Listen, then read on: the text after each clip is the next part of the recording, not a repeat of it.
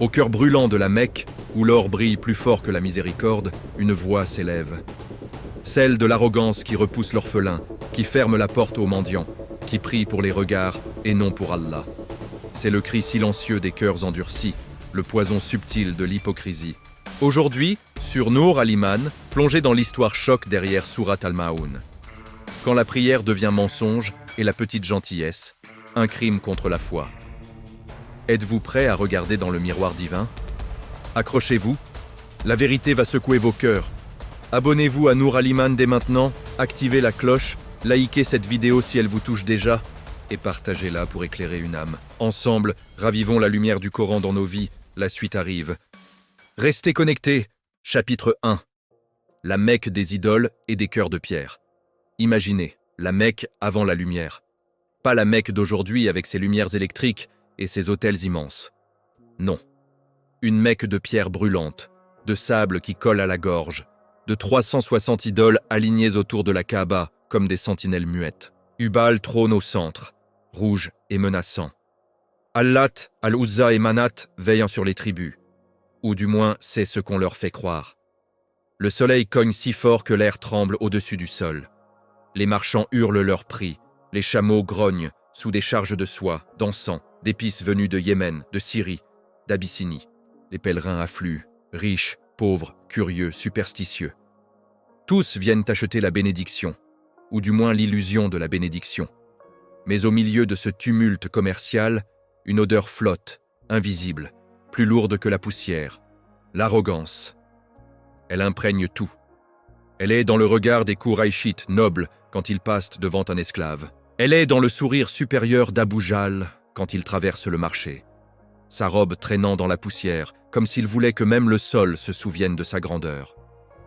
Elle est dans les tentes des chefs, où l'on boit du vin interdit, où l'on rit fort pour masquer la peur sourde qui commence à naître. La peur d'un homme nommé Muhammad.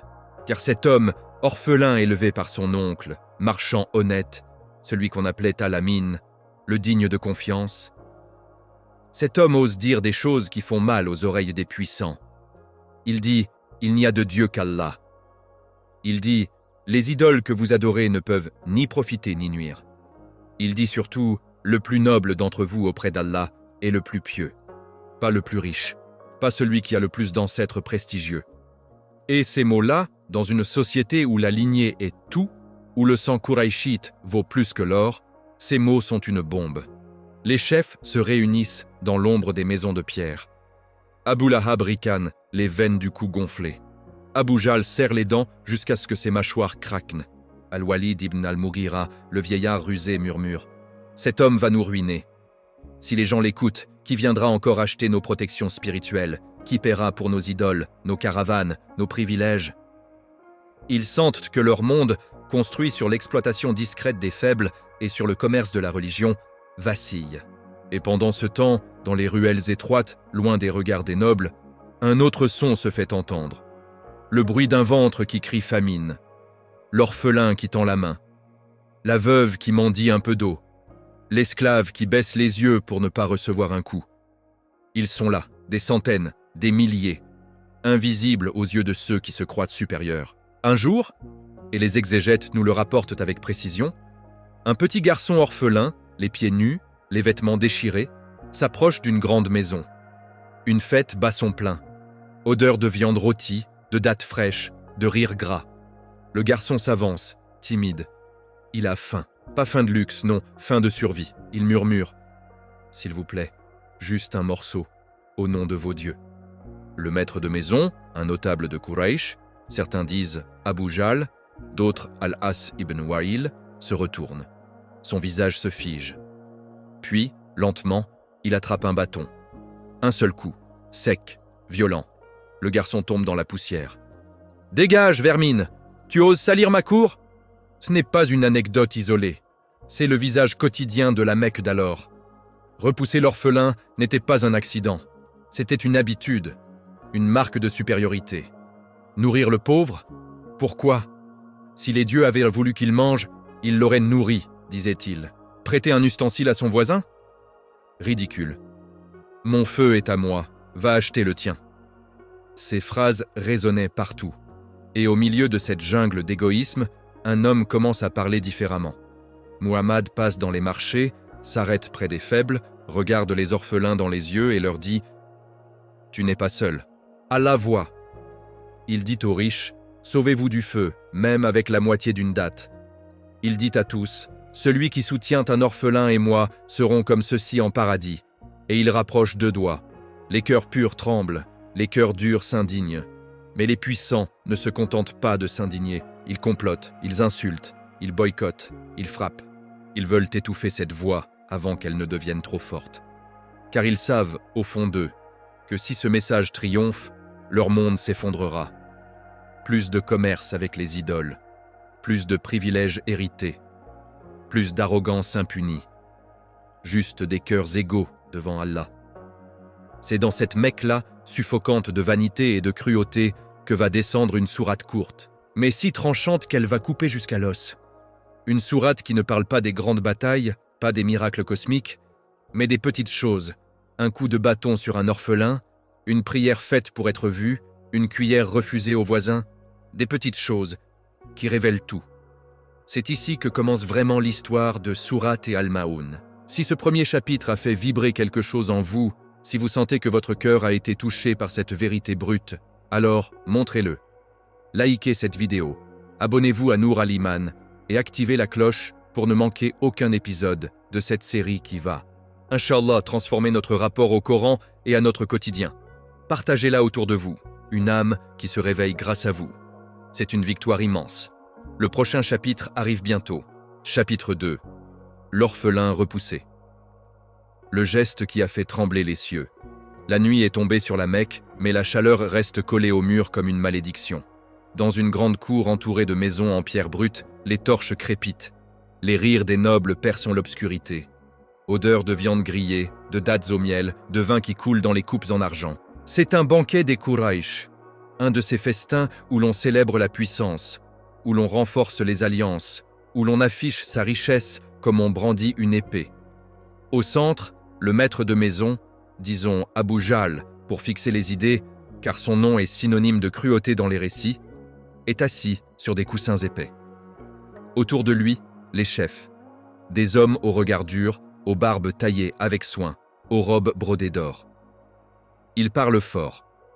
Ils se vantent de leurs caravanes, de leurs victoires au marché, de leurs ancêtres qui remontent jusqu'à Ismaël. Ils rient de tout, surtout de ceux qui n'ont rien. Et puis, à la lisière de la lumière, une petite silhouette apparaît. Un garçon, peut-être 8 ou 9 ans. Les cheveux en bataille, les pieds nus noirs de poussière, les vêtements rapiécés qui pendent sur un corps maigre. Il ne s'approche pas pour voler, non. Il s'approche parce que l'odeur de la nourriture lui perce le ventre comme une lame. Depuis des jours, il n'a avalé qu'un peu d'eau et des racines sèches. Il a vu les torches de loin. Il s'est dit, peut-être, juste un bout de pain. Il avance, tête basse, les épaules rentrées. Il sait déjà ce que c'est d'être repoussé. Il connaît le goût de la honte, mais la faim est plus forte. Il franchit le seuil invisible de la cour. Quelques têtes se tournent, des sourires moqueurs naissent. Le garçon s'arrête à quelques pas d'Abu Jahl. Sa voix tremble, presque inaudible. « Ô noble, s'il vous plaît, un morceau, n'importe quoi, au nom d'Allah ou au nom de vos dieux, j'ai tellement faim. » Le silence tombe d'un coup, comme une pierre dans un puits. Abu Jahl lève lentement les yeux. Son visage se durcit. Il pose sa coupe. Puis, sans un mot, il attrape un bâton qui traînait près de lui. Un simple bâton de berger, mais dans sa main, c'est une arme. Il se lève, un pas, 2 pas. Le garçon recule instinctivement. « Tu oses » gronde-t-il. Sa voix porte jusqu'aux invités.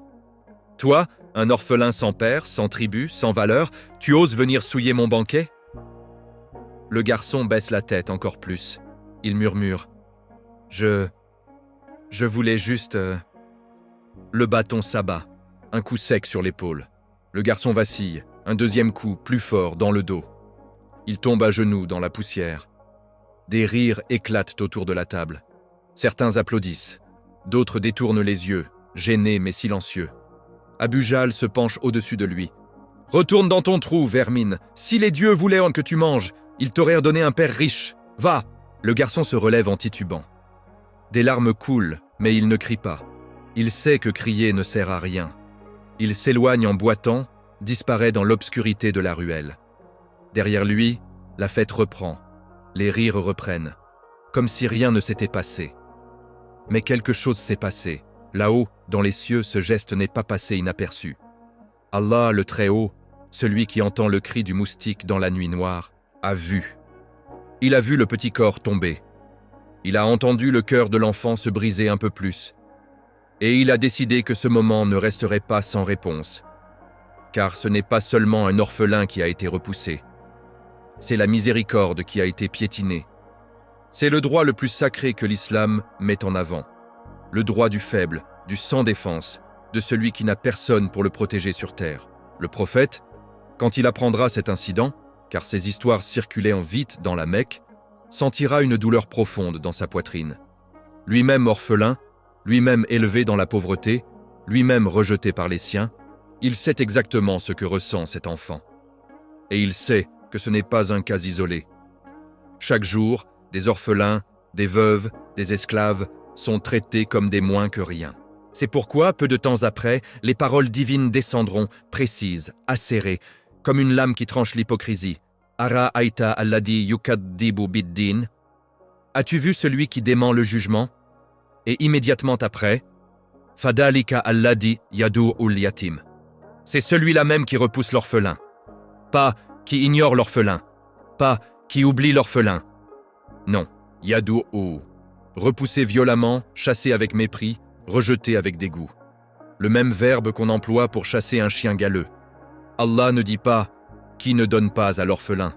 Il dit « qui le repousse ». Parce que ce geste n'est pas une simple négligence. C'est une déclaration « tu ne vaux rien, tu n'existes pas ». Et c'est exactement ce que cet orphelin a ressenti ce soir-là, qu'il n'existait pas.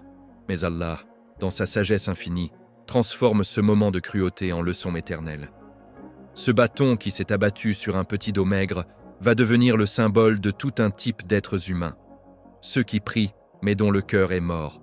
Ceux qui se prosternent en public, mais repoussent les faibles en privé. Ceux qui lisent le Coran, mais refusent de le vivre.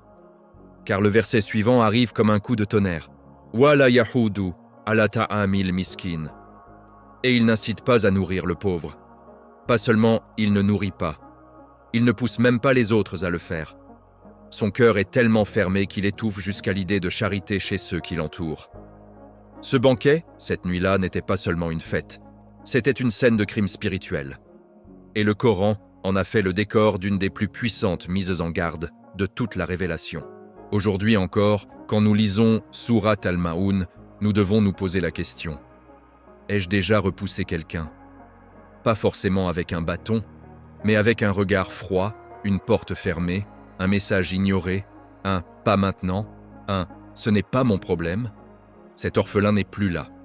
Mais ses frères et sœurs spirituels sont partout. Le réfugié sur l'écran de ton téléphone, la voisine seule, le collègue qui cache sa misère, l'enfant des rues que tu croises sans le voir. Allah nous demande « As-tu vu celui qui dément le jugement ? Regarde bien. Il est peut-être plus près de toi que tu ne le penses. » Si ce chapitre vous a serré le cœur, si vous sentez monter en vous l'envie de changer, de devenir plus doux avec les faibles, alors montrez-le maintenant. Likez cette vidéo, abonnez-vous à Nour al-Iman, activez la cloche pour ne rien rater de cette série qui, Inch'Allah, va réveiller nos cœurs endormis. Partagez-la. Un seul partage peut sauver une âme de l'indifférence. Chapitre 3. La prière qui ne monte pas. Les moussallines qui ont perdu leur salat.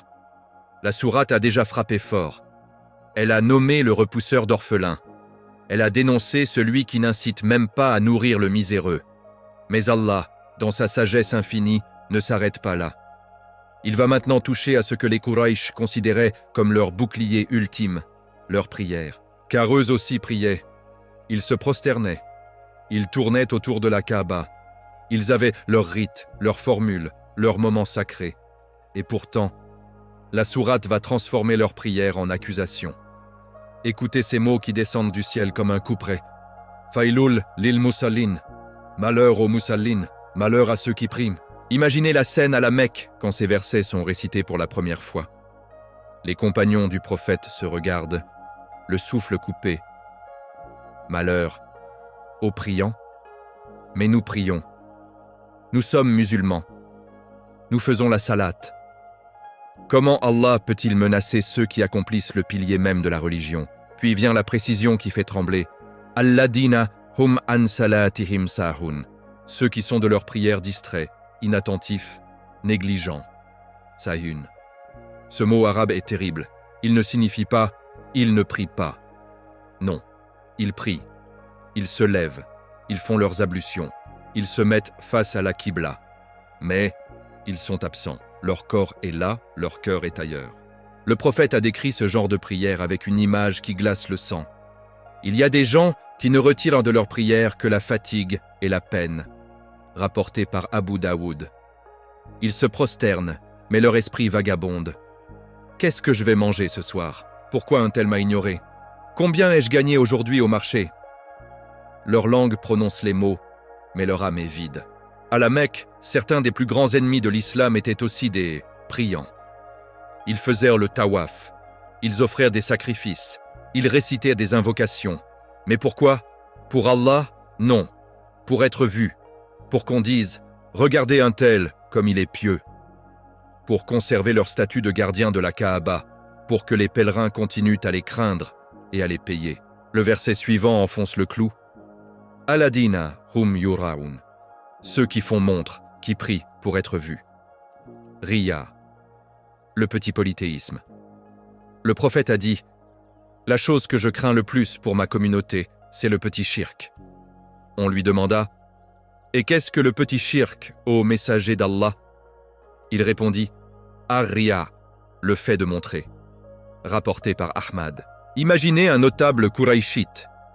Il arrive tard à la prière collective près de la Kaaba. Il s'installe au premier rang exprès. Il allonge sa récitation. Il baisse la voix pour que tout le monde entende sa belle voix.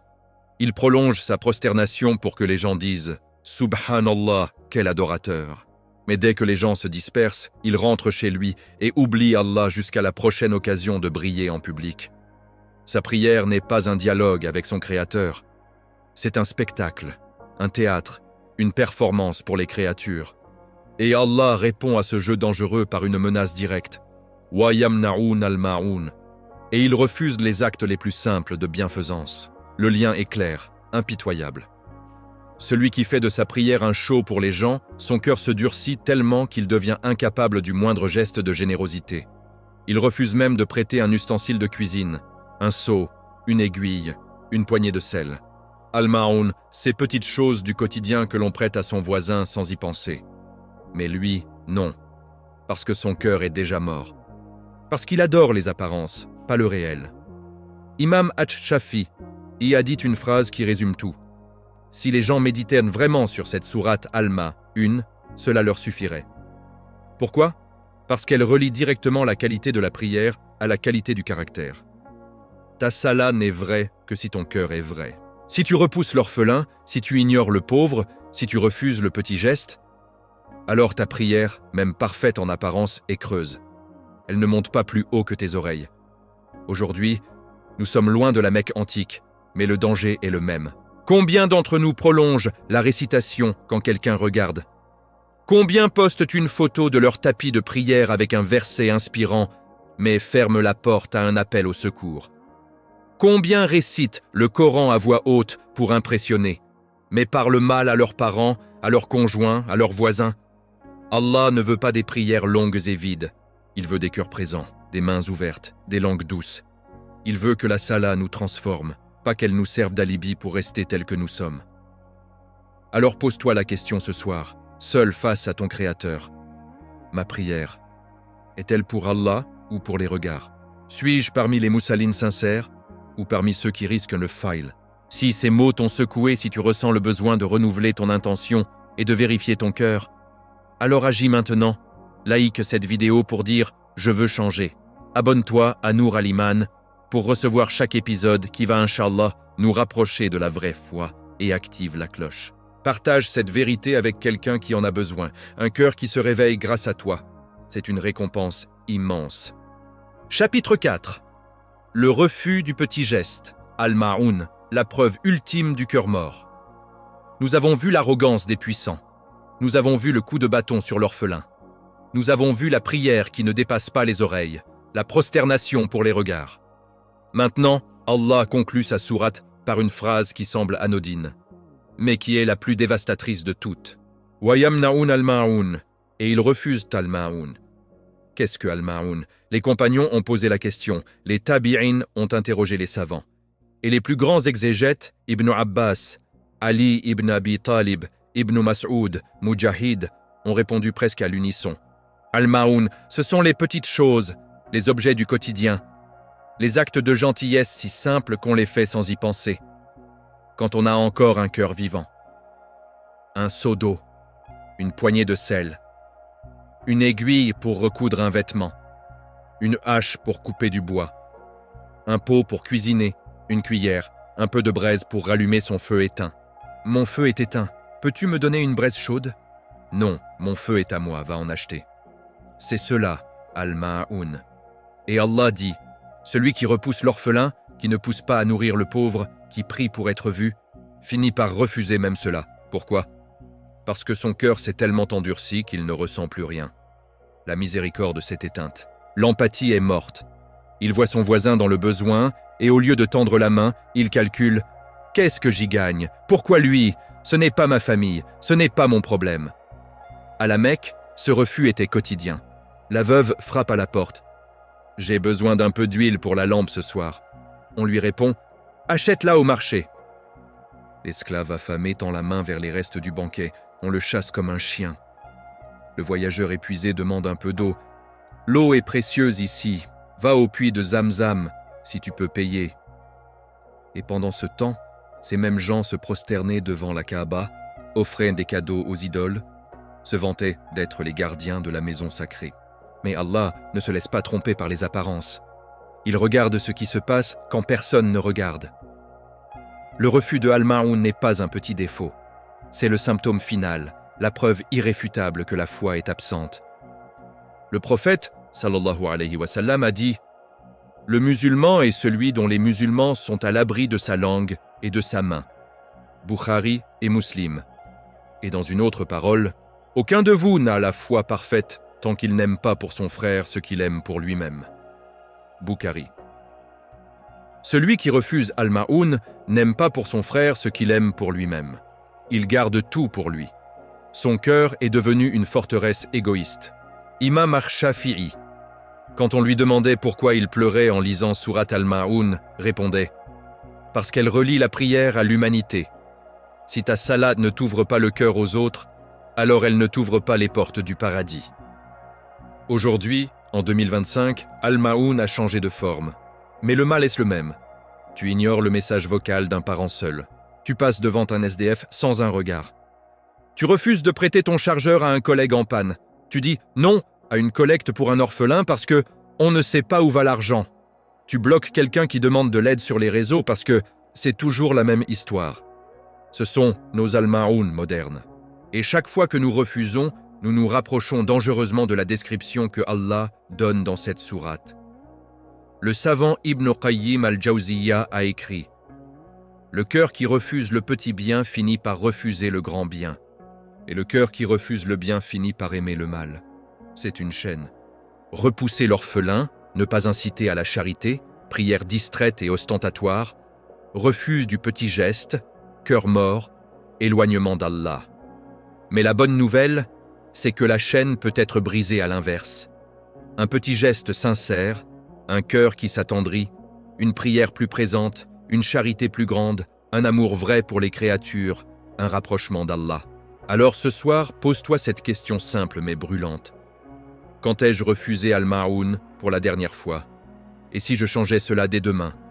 Un seau prêté, un message répondu, un sourire à un inconnu, une braise partagée. C'est par ces petites choses qu'Allah mesure les cœurs, pas par les grandes déclarations, pas par les likes et les followers, par le petit geste que personne ne voit, sauf lui. Si ce chapitre t'a fait réfléchir, si tu sens que ton cœur veut redevenir vivant, alors exprime-le maintenant. Like cette vidéo pour dire « Je choisis la générosité ». Abonne-toi à Nour Al-Iman, pour continuer ce voyage spirituel ensemble. Et active la cloche pour ne manquer aucun rappel qui pourrait sauver ton cœur. Partage cette vidéo. Un seul geste de ta part peut réveiller un autre cœur. Chapitre 5. Le jour où les prières reviendront comme des ennemis, la menace du fail. Imaginez le jour dernier. Le soleil est noir, les montagnes s'effritent comme de la laine cardée, les mers débordent, les tombes s'ouvrent, les cœurs battent dans les poitrines comme des oiseaux affolés. Et puis, Allah ordonne, apportez les registres. Chaque âme reçoit son livre. Certains le prennent de la main droite, le visage illuminé. D'autres, de la main gauche, ou pire, derrière le dos. Parmi ceux-là, il y en a qui s'écrient « Mais Seigneur, nous avons prié, nous avons fait le tawaf, nous avons jeûné, nous avons donné l'aumône. » Et Allah, le juste, le connaisseur des cœurs, répondra par une question qui glace le sang. « À qui priez-vous » C'est là que la sourate Al-Ma'oun devient une lame à double tranchant. Elle ne parle pas seulement des mécréants d'autrefois. Elle parle de nous, de ceux qui prient, mais qui ont transformé leur salat en poison pour eux-mêmes. Failul lil musallin. Malheur aux priants. Le mot « fail » n'est pas une simple exclamation de pitié, c'est une condamnation. Les savants expliquent que « fail » désigne un ravin profond en enfer, un lieu si terrible que les montagnes elles-mêmes fondraient sous sa chaleur. Et Allah réserve ce ravin non pas aux idolâtres purs, non pas aux athées déclarés, mais à ceux qui prient sans que leur prière les change. Pourquoi une telle sévérité ? Parce que la prière est le pilier le plus élevé de l'islam. Le prophète a dit « La première chose dont les serviteurs seront interrogés le jour de la résurrection, c'est la prière. Si elle est acceptée, le reste de leurs actes le sera. Si elle est refusée, le reste sera refusé. » Rapporté par Tirmidhi. Mais attention, une prière refusée n'est pas forcément une prière manquée. C'est souvent une prière accomplie, mais vidée de son essence. Celui qui se lève pour prier, fait ses ablutions mécaniquement, récite les versets par habitude, se prosterne en pensant à autre chose, termine et retourne à ses occupations, comme si rien ne s'était passé. Celui-là n'a pas prié. Il a bougé son corps. Il a prononcé des sons. Mais son cœur est resté absent, et ce cœur absent devient un témoin contre lui. Le jour où les prières reviendront, elles ne reviendront pas comme des amis. Elles reviendront comme des ennemis. Le prophète a décrit une scène terrifiante. Il viendra un homme le jour de la résurrection avec une prière longue, un jeûne abondant, une aumône importante. Mais il aura insulté un tel, calomnié tel autre, mangé les biens d'un orphelin, frappé quelqu'un sans droit. Alors ses bonnes actions seront prises et données à ses victimes comme compensation. Et quand il n'aura plus rien à donner, on lui chargera leurs péchés et il sera jeté en enfer. Rapporté par Muslim. C'est exactement ce que Sourate Al-Ma'oun annonce en filigrane. Le Mousali qui repousse l'orphelin, qui ne pousse pas à nourrir le pauvre, qui fait montre de sa prière, qui refuse Al-Ma'oun, ses prières ne le sauveront pas. Elles l'accuseront. Chaque raka'a distraite, chaque prosternation pour les regards, chaque Allahu Akbar prononcé sans crainte, chaque tasbih mécanique, tout cela sera inscrit. Et le jour venu, ces actes reviendront comme des serpents venimeux qui mordent leurs propriétaires. Ibn al-Qayyim a écrit « La prière qui n'interdit pas le mal et n'ordonne pas le bien n'est pas une prière.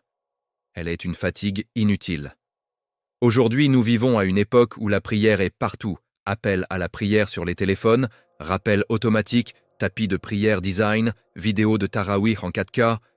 Mais où est le changement ? Combien prient 5 fois par jour, mais parlent mal à leurs parents ? Combien font le dhikr en marchant, mais ignorent le mendiant assis à leurs pieds ? Combien publient « Alhamdulillah pour cette salate », mais refusent d'aider un frère en dette ? Ces contradictions ne trompent personne. Surtout pas Allah, la sourate nous prévient. La prière n'est pas une assurance automatique pour le paradis. Elle est un miroir. Si ton miroir te montre un cœur dur, une main fermée, une langue tranchante, alors ta prière t'a trahi. Mais il y a de l'espoir. Toujours. Le prophète a dit « Allah descend chaque nuit au ciel le plus bas, quand reste le dernier tiers de la nuit, et dit « Qui m'invoque pour que je lui réponde ? Qui me demande pour que je lui donne ? Qui me demande pardon pour que je lui pardonne ?» Bukhari et Muslim. Même si hier tu as été parmi les moussalines sahoun, même si tu as refusé al-ma'oun, même si ta prière était creuse, cette nuit, tu peux te relever, tu peux pleurer, tu peux renouveler ton intention, tu peux demander « Oh Allah, fais que ma prière me change, fais que mon cœur s'ouvre aux orphelins, aux pauvres, aux voisins. Protège-moi du fail. Et Allah est pardonneur, miséricordieux, mais il ne pardonne pas à celui qui persiste dans l'aveuglement. Alors choisis maintenant, veux-tu que tes prières témoignent pour toi ou contre toi? Si ces mots t'ont fait frissonner, si tu ressens l'urgence de réparer ta relation avec la salate et avec les créatures, alors agis. Like cette vidéo pour sceller ta résolution. Abonne-toi à Nour Aliman pour que ces rappels continuent à éclairer ton chemin et active la cloche pour ne jamais manquer un épisode. Partage-la avec quelqu'un qui a besoin de ce réveil. Un partage sincère peut être une cause de salut. Chapitre 6. Le petit shirk qui ronge, Riya, le poison invisible de la foi. Écoutez bien, car ce que je vais vous dire maintenant est l'une des plus grandes peurs du prophète pour sa communauté. Il n'a pas craint les grandes guerres. Il n'a pas craint les idolâtres déclarés. Non. Ce qu'il a craint le plus, c'est quelque chose de discret, de sournois, quelque chose qui s'infiltre sans bruit dans le cœur du croyant et le vide de l'intérieur. Un jour, les compagnons l'entourent. Ils posent la question qui brûle toutes les lèvres. « Ô messager d'Allah, qu'est-ce que tu crains le plus pour nous après toi ?» Il répond sans hésiter, « Le petit shirk. » Il s'étonne. « Le petit shirk ?» Il précise, « Ar-Riya. » Le fait de montrer, le fait de faire pour être vu, pour être applaudi, pour être admiré. Hadith rapporté par Ahmad, Tabarani et d'autres, authentifié par les savants. Riya. Ce mot arabe qui signifie littéralement « voir ». Faire une bonne action non pas pour qu'Allah la voie, mais pour que les gens la voient. Et Surat al-Ma'oun frappe exactement là. Ladina hum yuraoun, ceux qui font montre, ceux qui prient pour être vus, qui donnent pour qu'on dise quel généreux, qui portent le hijab ou la barbe pour qu'on dise quel pieux, qui postent des stories de leur iftar ou de leur sadaka pour récolter des cœurs et des commentaires. Le prophète a dit une phrase qui devrait nous faire trembler. Le jour de la résurrection, Allah dira à celui qui faisait Riya, « Va trouver ceux pour qui tu as agi, et vois s'ils ont une récompense à te donner. » Imaginez la scène. Tu arrives devant Allah avec tes milliers de raka'at, tes nuits en qiyam, tes aumônes publiques, et Allah te renvoie. Va voir tes followers, va voir tes amis, va voir ceux qui t'ont liké, va voir ceux qui t'ont dit « Mashallah, tabarakallah ». Demande-leur ta récompense. Et eux, ils n'auront rien. Rien du tout. Car la récompense vient uniquement de celui pour qui l'action a été faite. À la Mecque, les hypocrites naissants, ceux qui se convertissaient en apparence pour garder leur statut, étaient les premiers touchés par ce poison. Ils se mettaient au premier rang. Ils allongeaient leur récitation, ils pleuraient en public, mais rentraient chez eux et oubliaient Allah. Ils pensaient tromper les gens, ils pensaient même tromper le prophète. Mais Allah, Al-Latif, le subtil, le connaisseur des secrets, a révélé ces versets comme un scanner du cœur. Et aujourd'hui, le Riya a pris des formes encore plus dangereuses. Il a un nouveau nom, les réseaux sociaux. Une sœur poste sa lecture du Coran avec une musique douce en fond et une lumière parfaite. Un frère filme son Adam dans une mosquée vide pour que ça fasse authentique. On partage une photo de notre tapis de prière avec la légende Alhamdulillah pour cette connexion.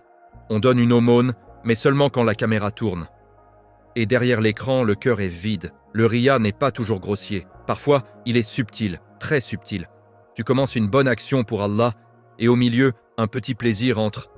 Si un tel voit ça, il va m'admirer. À l'instant où ce plaisir entre, l'action est corrompue. Les savants disent, si le Riya est présent dès le début, l'action est nulle. S'il surgit au milieu, elle est amputée de la partie corrompue. Mais le danger, c'est que le Riya grandit.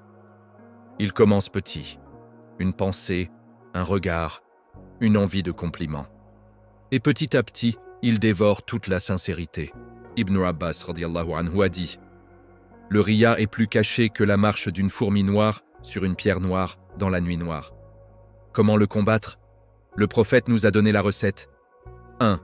Cache tes bonnes actions autant que tu caches tes péchés. 2. Quand tu sens la tentation de montrer, dis « Ô Allah, je te demande la sincérité dans mes actes et mes paroles. » 3. Rappelle-toi que les regards des gens ne te profiteront pas d'un atome le jour du jugement. Et surtout, demande à Allah de purifier ton cœur, car seul lui peut le faire. Umar ibn al-Khattab radiyallahu anhu passait des nuits à supplier « Ô Allah, ne fais pas de mes actions un spectacle pour les créatures. Aujourd'hui, avant de poster, avant de parler, avant de prier en public, pose-toi la question, si personne ne me voyait, ferais-je la même chose? Si la réponse est non, alors arrête, corrige, recommence pour Allah seul. Car le riya est un voleur. Il vole ta récompense sans que tu t'en rendes compte, et le jour où tu la chercheras, elle aura disparu. Mais il n'est jamais trop tard. Chaque acte sincère, même minuscule, même caché, même imparfait, Allah le multiplie, le voit, le récompense. Choisis la sincérité, choisis ikhlas, et tu seras parmi ceux dont les actions montent pures vers le ciel. Si ce chapitre t'a transpercé le cœur, si tu ressens l'urgence de purifier tes intentions, alors prouve-le maintenant. Like cette vidéo pour dire « Je choisis l'ikhlas ». Abonne-toi à Nour Al-Iman pour que ces rappels continuent à nous protéger du riya et active la cloche pour ne rien manquer. Partage-la avec quelqu'un qui a besoin de ce rappel avant qu'il ne soit trop tard. Un partage sincère, pour Allah seul, c'est une immense récompense. Chapitre 7. Le cœur qui ne sent plus, comment l'arrogance transforme l'homme en pierre. Revenons un instant à la Mecque. Pas à la Mecque des guides touristiques d'aujourd'hui, mais à celle des premiers temps, celle où chaque pierre semblait respirer l'orgueil. Les Quraysh se croyaient intouchables. Leurs ancêtres avaient construit la Kaaba. Ils contrôlèrent les puits, les routes des caravanes, les rites des pèlerins. Ils se disaient « Nous sommes les gardiens de la maison d'Allah ». Mais en réalité, ils gardaient leur propre gloire. Et cette arrogance n'était pas seulement une attitude. C'était une maladie qui rongeait les cœurs jusqu'à les transformer en pierre. Allah lui-même décrit ce processus dans le Coran.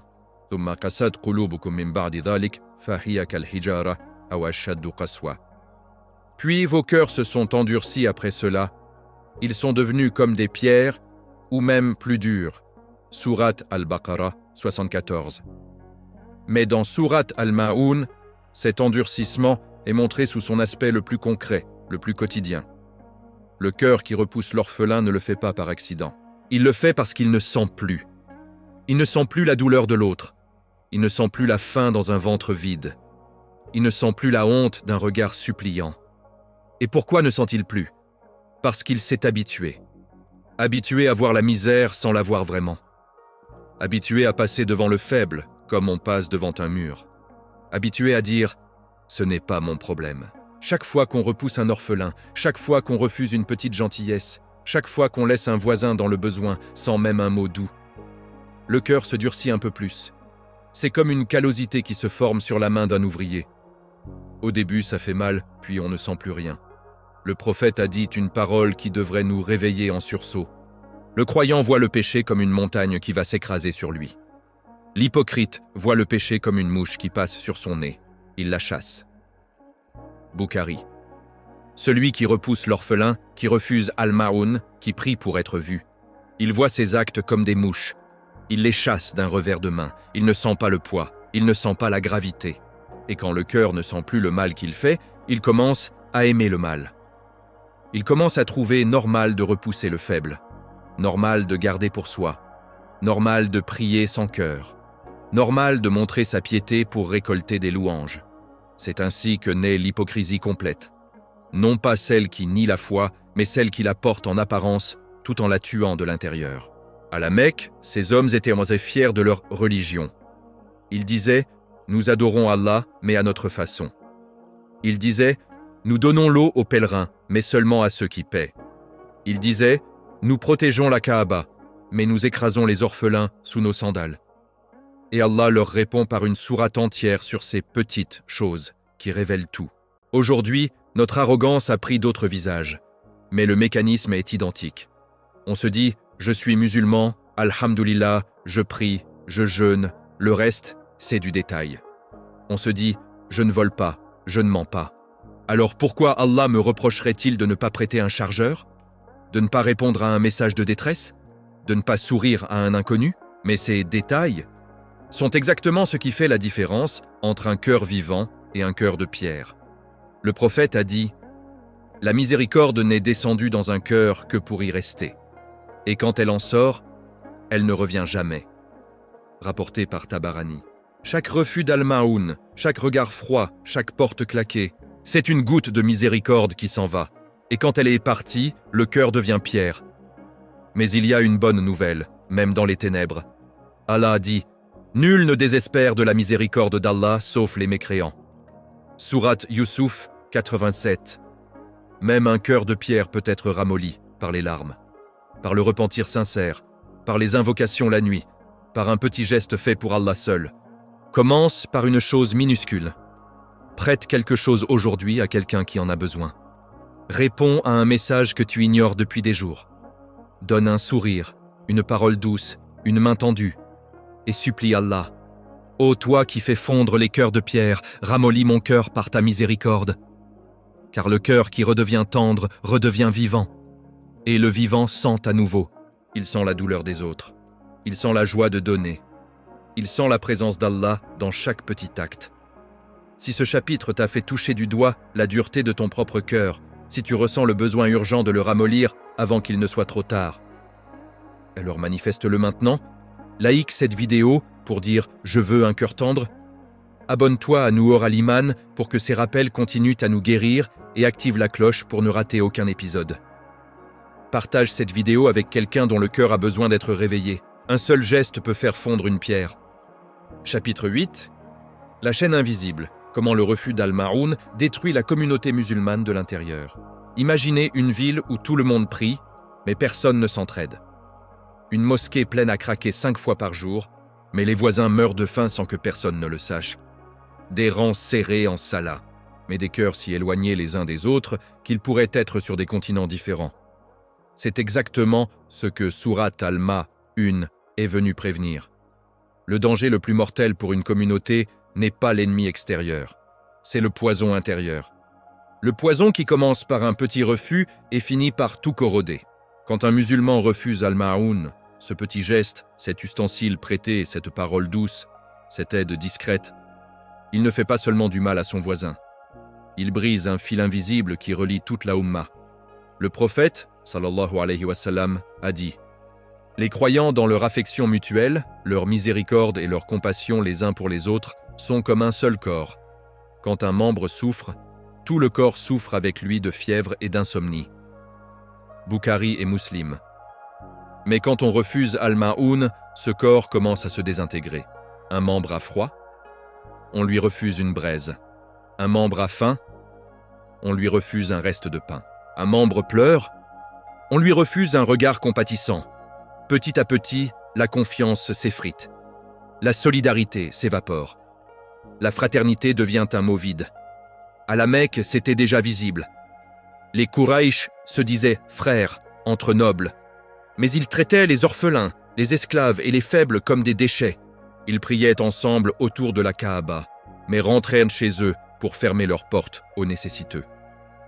Et quand le prophète, sallallahu alayhi wa sallam, est arrivé avec son message « Aidez-vous les uns les autres dans la piété et la crainte d'Allah » Sourate Al-Maïda 2, ils ont senti que leur système était menacé. Parce que si les cœurs s'ouvrent vraiment, si Al-Ma'oun circule librement, alors les privilèges tombent, les hiérarchies s'effondrent, et le pouvoir passe des mains des arrogants à la miséricorde d'Allah.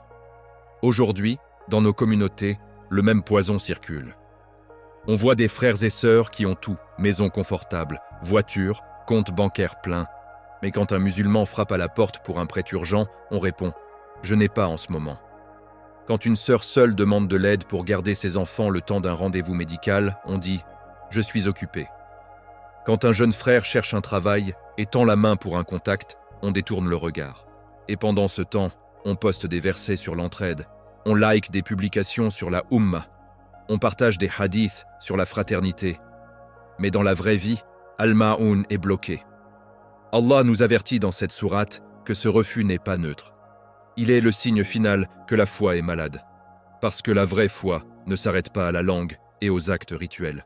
Elle descend dans les mains, dans les poches, dans les maisons, dans les relations. Le messager a dit « Le musulman est le frère du musulman. Il ne l'opprime pas, il ne l'abandonne pas, il ne le méprise pas. » Muslim.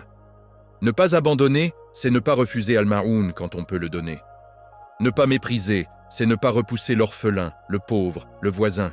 Et quand toute une communauté commence à refuser ces petits gestes, elle perd sa force. Elle devient fragile. Elle devient une proie facile pour les divisions, les ragots, la jalousie, les fitans. Parce qu'un corps où les membres ne se soutiennent plus finit par tomber malade et par mourir. Mais la Oumma peut guérir.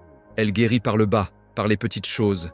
Un sourire offert, un repas partagé, un message de soutien envoyé à 2 heures du matin, une porte ouverte, une main tendue, sans attendre de remerciements. Chaque fois que tu donnes al-ma'oun pour Allah seul, tu ressoudes un fil de cette chaîne invisible. Tu redonnes vie à un membre du corps.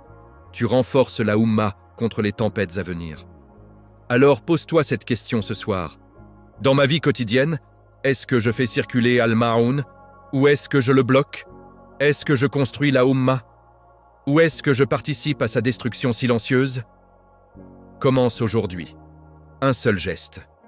Un seul oui au lieu d'un non. Et tu verras, le cœur s'allège, la baraka descend et la communauté autour de toi commence à respirer différemment. Car la Oumma n'est forte que par ces petits gestes multipliés par des millions de cœurs. Si ce chapitre t'a rappelé que la vraie force de l'islam est dans l'entraide discrète, si tu ressens l'appel à ouvrir tes mains et ton cœur, alors exprime-le maintenant. Like cette vidéo pour dire « Je choisis de faire circuler Al-Ma'oun ». Abonne-toi à Nour Al-Iman pour que ces rappels continuent à nous unir et active la cloche pour ne manquer aucun épisode qui pourrait sauver une relation, une famille, une communauté. Partage cette vidéo. Un seul partage peut relancer une chaîne brisée. Chapitre 9. Le miroir du jugement. Quand Surat Al-Ma'oun devient notre propre accusation. Le jour viendra où il n'y aura plus d'excuses.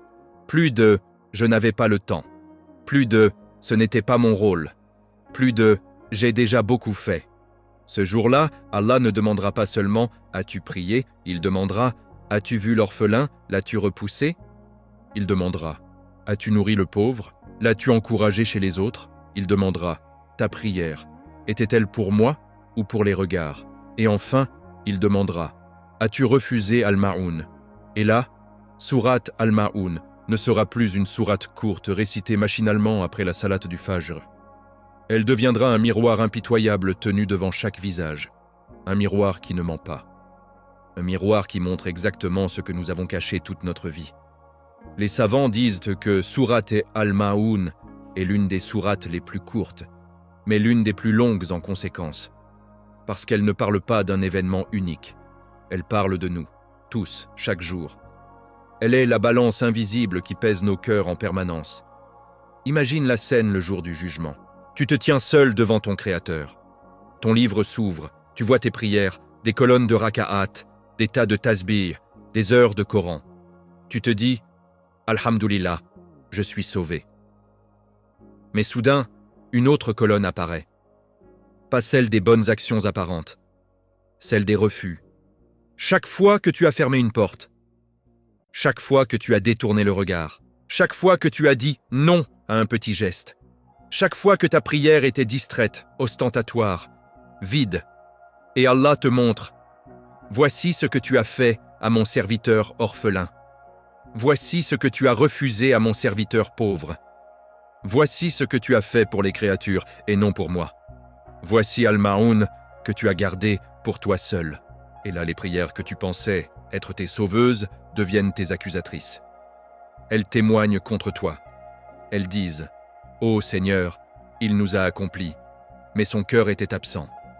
Il nous a prolongés pour les gens, pas pour toi. » Le prophète a averti « Il y aura des gens qui viendront le jour de la résurrection avec des montagnes de bonnes actions, mais ils seront jetés en enfer parce qu'ils ont mangé les biens des orphelins, parce qu'ils ont opprimé les faibles, parce qu'ils ont montré leurs actes. » Rapporté par Muslim. Surat Al-Ma'oun est exactement cet avertissement. Elle nous dit « Ta foi n'est pas dans ce que tu montres, elle est dans ce que tu fais quand personne ne regarde. Elle est dans ta capacité à sentir la douleur d'autrui. Elle est dans ta main ouverte, même pour une aiguille ou une poignée de sel. Aujourd'hui, alors que nous sommes encore en vie, ce miroir est entre nos mains. Nous pouvons encore le regarder. Nous pouvons encore corriger ce qu'il nous montre. Regarde-toi ce soir. As-tu repoussé quelqu'un récemment? Pas forcément un orphelin, mais un message ignoré, un appel non rappelé, une demande d'aide balayée d'un revers de main?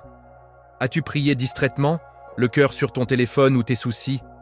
As-tu fait un geste pieux en pensant « ça va faire bien sur mon feed » As-tu refusé Al-Ma'oun, même le plus minuscule? Si la réponse est oui, ne désespère pas. Allah est At-Tawwab, celui qui accepte le repentir. Il suffit d'un « Astaghfirullah » sincère, suivi d'un changement réel. D'un geste que tu fais aujourd'hui pour réparer ce que tu as brisé hier. Commence petit. Prête quelque chose que tu gardes jalousement.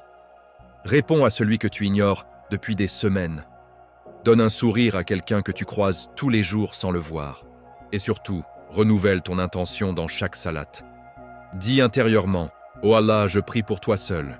Fais que ma prière me transforme. » Car le jour où le miroir sera tenu par Allah lui-même, tu veux qu'il te montre un cœur tendre, des mains généreuses, une foi vivante.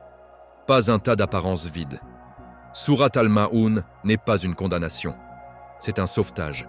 C'est Allah qui nous tend la main avant qu'il ne soit trop tard. C'est un cri d'amour déguisé en avertissement. Changez avant que je ne change mon regard sur vous. Si ces mots t'ont fait voir ton propre reflet dans ce miroir divin, si tu ressens le besoin brûlant de te repentir et de changer dès maintenant, alors montre-le. Like cette vidéo pour dire « Je me repens et je change ». Abonne-toi à Nour Al-Iman pour que ces rappels continuent à nous guider vers la sincérité et active la cloche pour ne rater aucun épisode qui pourrait être la cause de ton salut. Partage cette vidéo. Un partage peut être l'étincelle qui réveille une âme endormie. Chapitre 10. Le retour à la lumière. Comment Surat Al-Ma'oun peut encore sauver nos cœurs et notre Ummah. Nous sommes arrivés au bout de ce voyage. 10 chapitres pour plonger dans l'une des sourates les plus courtes du Coran, et pourtant l'une des plus lourdes de sens. 10 chapitres pour regarder en face l'arrogance mécoise, le coup de bâton sur l'orphelin, la prière vide, le riya qui ronge, le cœur de pierre, le refus d'Al-Ma'oun, la chaîne brisée de la Ummah et le miroir terrifiant du jugement. Mais ce dernier chapitre n'est pas une condamnation. C'est une main tendue. C'est Allah qui, après nous avoir montré le gouffre, nous montre le chemin du retour. Parce que Surat Al-Ma'oun n'est pas descendue pour nous détruire. Elle est descendue pour nous sauver. Elle est descendue pour que nous nous réveillions avant que le fail ne devienne notre demeure. Elle est descendue pour nous rappeler que la foi n'est pas une étiquette, pas un rituel mécanique, pas un spectacle pour les réseaux. La foi, c'est un cœur qui bat pour Allah et pour ses créatures. Le prophète, sallallahu alayhi wa sallam, celui dont le cœur était le plus tendre de toute l'histoire humaine, nous a montré la voie par l'exemple. Il embrassait les orphelins. Il partageait son repas même quand il n'avait presque rien. Il prêtait son manteau, son lit, sa nourriture. Il disait « Le meilleur d'entre vous est celui qui est le meilleur pour sa famille et pour les orphelins. » Et il nous a promis « Moi et celui qui prend soin d'un orphelin seront comme ceux-ci en paradis. » Et il a rapproché ses 2 doigts, rapporté par Bukhari. Cette promesse est encore valable aujourd'hui. Chaque fois que tu tends la main à un orphelin, à un pauvre, à un voisin, à un frère ou une sœur en difficulté, tu te rapproches de cette proximité avec le messager. Chaque fois que tu donnes Al-Ma'oun avec sincérité, tu fais fondre un peu plus la pierre de ton cœur. Chaque fois que tu corriges ton intention dans la prière, tu transformes tes raka'at en lumière qui monte vers le trône. Alors, comment revenir? Comment faire de Surat Al-Ma'oun non plus une accusation, mais une guérison? 1. Repens-toi sincèrement. Ce soir même, prosterne-toi et dis « Oh Allah, pardonne-moi mes prières distraites, mes refus d'Al-Ma'oun, mes moments de riya. Ramollis mon cœur. Fais-moi sentir la douleur de mes frères. » 2. Change un petit geste dès demain. Prête quelque chose que tu gardes d'habitude. Réponds à un message que tu ignores. Donne un sourire, une parole douce, un verre d'eau à quelqu'un. Commence par Al-Ma'oun. C'est par là que tout commence. 3. Renouvelle ton intention dans chaque salat. Avant le takbir, dis dans ton cœur « Je prie pour toi seul, ô Allah. Fais que cette prière me change. Et quand tu te prosternes, supplie pour les orphelins, les pauvres, les opprimés du monde entier. 4. Cache tes bonnes actions. Fais le bien sans le publier. Donne sans attendre de like. Aide sans que personne ne sache. C'est là que naît l'ikhlas véritable. 5. Construis la Ummah autour de toi. Crée un petit cercle d'entraide, un groupe WhatsApp pour partager les besoins, une collecte discrète pour un orphelin, une visite à une personne seule. Fais circuler Al-Ma'oun, redeviens un maillon vivant de la chaîne. Et souviens-toi toujours de cette parole d'Imam Ash-Shafi'i. Si les gens méditaient vraiment sur Surat Al-Ma'oun, cela leur suffirait. Pourquoi? Parce qu'elle contient tout, la vraie foi, la vraie prière, la vraie générosité, la vraie humanité, la vraie préparation au jour où les cœurs seront mis à nu. Aujourd'hui, en ce moment même, tu as le choix. Rester dans l'arrogance mécoise qui se cache derrière des prières et des apparences, ou choisir la miséricorde du messager, sallallahu alayhi wa sallam, qui pleurait pour les orphelins et ouvrait ses mains même quand elles étaient vides. Choisis la lumière. Choisis de redevenir vivant. Choisis de faire de Surat Al-Ma'oun ton guide, pas ton juge. Que cette série ait touché ton cœur, qu'elle t'ait secoué, qu'elle t'ait fait pleurer, qu'elle t'ait fait changer. C'est déjà une victoire immense, mais ne t'arrête pas là. Vis-la, applique-la, transmets-la. Si cette série t'a rapproché d'Allah, si tu sens que ton cœur est un peu plus tendre qu'avant, alors exprime-le maintenant. Like chaque épisode que tu as aimé. Abonne-toi à Nour Al-Iman pour que nous continuions ensemble ce voyage vers des cœurs vivants et des âmes éveillées, et active la cloche pour ne manquer aucun rappel qui pourrait être la cause de ton salut et de celui de ceux que tu aimes. Partage cette série entière. Un seul partage peut réveiller une famille, une communauté, une Ummah. Qu'Allah accepte nos repentirs, purifie nos intentions, ramollisse nos cœurs et nous réunisse avec le prophète, sallallahu alayhi wa sallam, et ceux qui ont pris soin des orphelins et des faibles. Amen.